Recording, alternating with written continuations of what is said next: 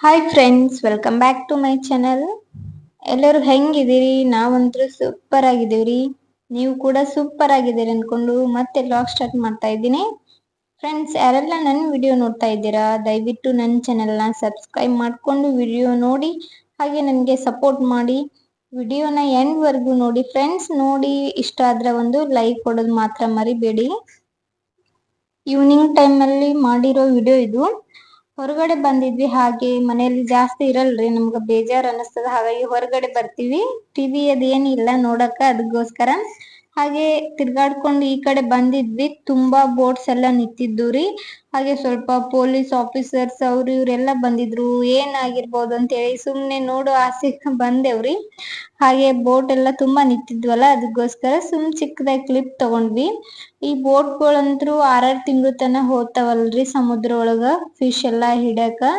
ಅವ್ರು ಇರೋ ವ್ಯವಸ್ಥೆ ಯಾವ ತರ ಇರ್ತದಂತ ಒಮ್ಮೆ ಸುಮ್ನೆ ದೂರಿಂದ ನೋಡ್ತಿದ್ವಿ ನಾವು ಕೂಡ.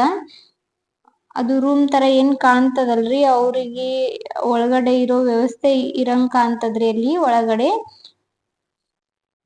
ಅಂದ್ರೆ ಅವರು ಸಮುದ್ರ ಒಳಗಡೆ 6 ತಿಂಗಳು ತನ ಹೋಗ್ತಾರಲ್ರಿ, ಅವ್ರಿಗೆ ಊಟದ ವ್ಯವಸ್ಥೆ ಎಲ್ಲಾನು ಅದರಲ್ಲೇ ಮಾಡ್ಕೋಬೇಕಲ್ರಿ, ಮಲ್ಕೋ ವ್ಯವಸ್ಥೆ.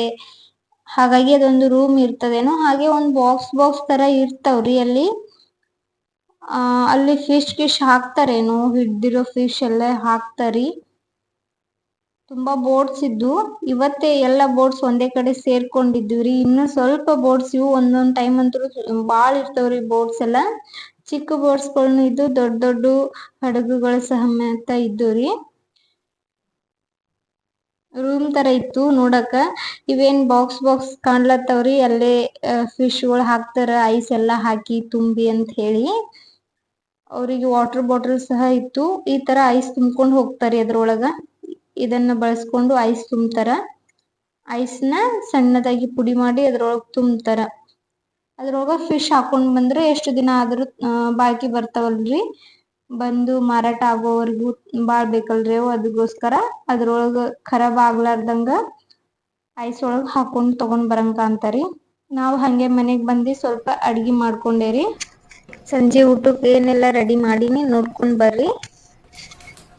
ಸಂಜೆ ಊಟಕ್ಕೆ ರೊಟ್ಟಿ ರೆಡಿ ಮಾಡಿರ್ತೀನಿ. ಅದ್ರ ಜೋಡಿ ಪಲ್ಯ ಮಾಡ್ಕೋಬೇಕಂತ ಹೇಳಿ ರೆಡಿ ಮಾಡ್ಲತ್ತೀನಿ. ಇದು ಪಲ್ಯ ಸಿಕ್ಕಿತ್ರಿ ನಮಗಿವತ್ತು. ಇದಕ್ಕೇನು ಹೆಸರು ಇಡ್ಬೇಕು ಗೊತ್ತಾಗಲ್ಲಾಗ್ಯದ. ನಮ್ಮ ಕಡೆಗಾದ್ರೆ ರಾಜಗಿರ್ ಪಲ್ಯ ಇಷ್ಟಿಷ್ಟು ದೊಡ್ಡ ಎಲಿದಿರ್ತದ. ಬಟ್ ಇದು ನಮಗೆ ಜುಟ್ಟಲ್ ಪಲ್ಯ, ರಾಜಗಿರ್ ಪಲ್ಯ, ಯಾವ ಪಲ್ಯ ಗೊತ್ತಾಗಲ್ಲಾಗ್ಯದ. ರಾಜಗಿರ್ ಪಲ್ಯ ಅನ್ಕೊಂಡು ಪಾಣೆ ಹೊಳ್ಲತ್ತೀನಿ ರೀ. ಇವಾಗ ನಾನು ಸ್ವಲ್ಪ ಎಣ್ಣೆ ಹಾಕೊಂಡಿನಿ. ಅದ್ರೊಳಗೆ ಎಣ್ಣೆ ಗರಂ ಆದ್ಮೇಲೆ ಬೆಳ್ಳುಳ್ಳಿ ಸೇರ್ಕೊಳ್ತೀನಿ. ಸಿಂಪಲ್ ಆಗಿ ನಮ್ಮ ಉತ್ತರ ಕರ್ನಾಟಕ ಸೈಡ್ ಯಾವ ಥರ ಪಲ್ಯ ಮಾಡ್ಕೊತೀವಿ ಅದೇ ಥರ ಪಲ್ಯ ರೆಡಿ ಮಾಡ್ಲತ್ತೀನಿ ಇವತ್ತು ನಾನು.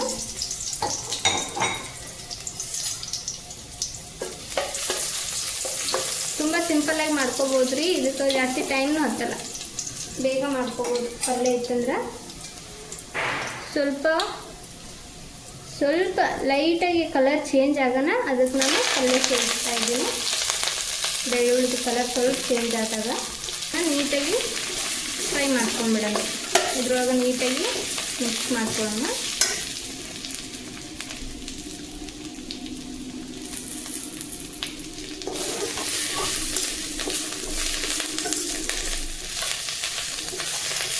ಹಳ್ಳಿನೇ ಬೆಸ್ಟ್ ಅನಿಸ್ತದ್ರಿ ಪಲ್ಯ ಗಿಲ್ಲ ಎಲ್ಲ ನೋಡಿದಾಗ. ನಮ್ಮಲ್ಲಿ ತಾಜಾ ಪಲ್ಯ ಎಲ್ಲ ಸಿಗ್ತಿರ್ತದ. ಬಟ್ ಇಲ್ಲಿ ನೋಡ್ರಿ ಎಷ್ಟು ಹೈರಾಣ ಪಲ್ಯದೆಲ್ಲ.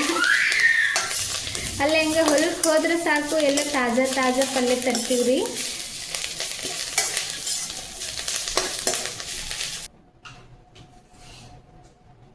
ರಾಜಗಿರ್ ಪಲ್ಯ ಮಾಡ್ತೇರಿ. ಇವಾಗ ಒಂದೆರಡು ಟೊಮೆಟೊ, ದೊಡ್ಡ ಸೈಜ್ ಟೊಮೆಟೊ ತೊಗೊಂಡಿನ್ರಿ. ಅದನ್ನು ಮೊದಲು ಹುರ್ಕೊಂಡ್ಬಿಡ್ತೀನಿ. ರೊಟ್ಟಿ ಮಾಡಿ ಇಟ್ಟಿದ್ದೆ, ಅದೇ ಹೆಂಚೊಳಗೆ ಇಡ್ಲೈತಿ. ಜಲ್ದಿ ಮಾಡ್ಕೋಬೋದ್ರಿ ಚಟ್ನಿ. ರೈಸ್, ಚಪಾತಿ, ರೊಟ್ಟಿ ಎಲ್ಲದ್ರೊಳಗೂ ಬರ್ತದೆ. ಸಿಂಪಲ್ಲಾಗಿ ಜಲ್ದಿ ಮಾಡ್ಕೊಳ್ಳೋಂಥ ರೆಸಿಪಿ ಇದು.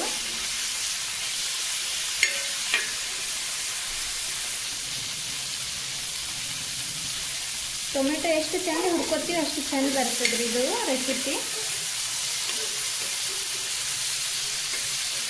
ನೀವು ಸಹ ಒಮ್ಮೆ ಟ್ರೈ ಮಾಡಿ ಫ್ರೆಂಡ್ಸ್, ಭಾಳ ಚೆಂದ ಬರ್ತದೆ. ನೋಡಿ ನೀವು ಒಂದು ಟೈಮ್ ಟ್ರೈ ಮಾಡ್ಬೋದು.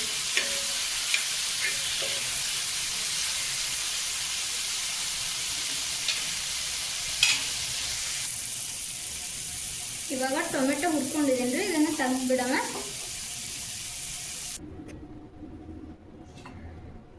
ಇದೇ ಹುರಿದಿರೋ ಟೊಮೆಟಿಗೆ ರೀ ನಾನು ಸ್ವಲ್ಪ ಬೆಳ್ಳುಳ್ಳಿ ಹಾಗೆ ಜೀರಿಗೆ, ಸ್ವಲ್ಪ ರೆಡ್ ಚಿಲ್ಲಿ ಪೌಡ್ರ್ ಹಾಗೆ ಉಪ್ಪು ಹಾಕ್ಕೊಂಡಿದ್ದೀನಿ. ಹಾಗೆ ಸ್ವಲ್ಪ ಶೇಂಗಾನು ಸೇರಿಸ್ಕೊತೀನಿ, ಹುರಿದಿದ್ದ ಶೇಂಗಾ. ಆಪ್ಷನಲ್ ರೀ, ಅದು ಬೇಕಾದ್ರೆ ಸೇರಿಸ್ಕೋಬೋದು, ಇಲ್ಲಾಂದ್ರೆ ಇಲ್ಲ. ಹಾಗೆ ಬೇಕಾದ್ರೆ ರೆಡ್ ಚಿಲ್ಲಿ ಸೇರಿಸ್ಕೋಬೋದು ರೀ, ರೆಡ್ ಚಿಲ್ಲಿ ಇತ್ತಂದ್ರೆ, ಇಲ್ಲಾಂದ್ರೆ ಪೌಡ್ರ್ ಸೇರಿಸ್ಕೋಬೋದು, ನಿಮ್ಮ ಇಷ್ಟ.